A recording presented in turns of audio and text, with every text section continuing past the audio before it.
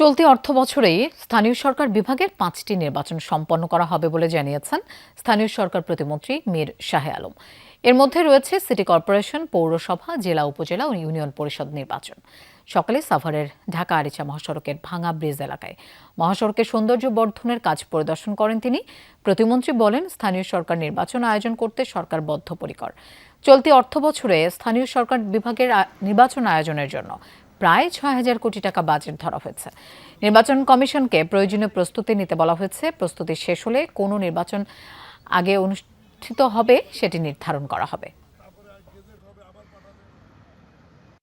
সরকার স্থানীয় সরকার নির্বাচনগুলো করবার জন্য বদ্ধপরিকর। চলতি অর্থ বছরের যে বাজেট, সেই বাজেটের মধ্যে এই অর্থ ধরা আছে এবং সিটি কর্পোরেশন, পৌরসভা, উপজেলা, জেলা পরিষদ ও ইউনিয়ন পরিষদ এই 5টি নির্বাচন করতে সরকারের প্রায় ৬,০০০ কোটি টাকার প্রয়োজন হবে। ইতিমধ্যেই আমরা নির্বাচন কমিশনকে এ ব্যাপারে প্রস্তুতি নেওয়ার জন্য অনুরোধ করেছি।